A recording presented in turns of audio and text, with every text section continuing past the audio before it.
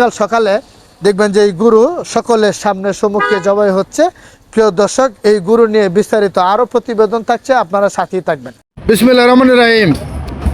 পীরপুর জামতলি 1 নং ওয়ার্ড 2 নং রামদিনান কুলিয়াচর আমাদের জামতলি মোড় যে আমাদের এই যে কষায়ের দোকান দেওয়া হয়েছে, এখানে আমাদের আগামীকাল এই গরুটা জবা হবে।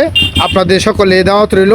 এবং এই গরু গোস্তের দোকানের প্রোপাইটার হচ্ছে আমাদের শহীদ ভাই। এই যে গরুটা নিয়ে দাঁড়ানো আছে এবং এই যে ব্যানার আমি দিচ্ছি, ব্যানারে নাম্বার আছে, নাম্বার নিয়ে নেবেন। আবার আমি নাম্বারটা আমার নিউজও দিয়ে দিব। এবং আগামীকালকে সকালে রবিবার, আগামীকাল রবিবার সকাল ভোর 6টায় গরুটা জবা হবে। পার্শ্ববর্তী আরেকটা গরু আছে।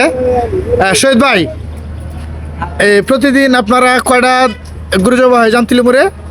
গরু সকাল 6টায় প্রায় 2 থেকে 3টা গরু জবা হয়। 2-3টা এই যে আজকেও 2টা দেখলাম। এই যে প্রিয় দর্শক দেখেন, এই যে সেখানে আরেকটা গরু ভিতরে আছে ইনশাল্লাহ।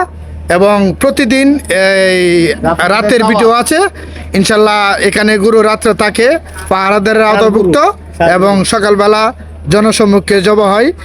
আলহামদুলিল্লাহ, আমরা নিশ্চিন্তে পীরপুর জামতলি এবং 1 নং ওয়ার্ড 2 নং রামদিনান কুলিয়াচর কিশোরগঞ্জ প্রপার্টার শহীদুল্লাহ ভাই। ধন্যবাদ সকলকে, ভালো থাকবেন। এবং কুলিয়াচর বাজিতপুর সকল অর্থ এলাকার মানুষকে আমি সুখবর দিতে আসলাম। আমাদের জামতলি মোড়ে যে বেশ কিছুদিন হলো আমাদের গরুর গোস্তের দোকান দেওয়া হলো নতুন প্রোপাইটার মোহাম্মদ শহীদ ভাই, পীরপুর জামতলি মোড় 1 নং ওয়ার্ড 2 নং রামদিনান কুলিয়াচর কিশোরগঞ্জ। প্রতিদিন কয়টা গরু এখানে জবাই হয় বিস্তারিত আমি আপনাদেরকে তুলে ধরবো। এখানে একটা গরু আছে, প্রিয় দর্শক সাথেই থাকুন।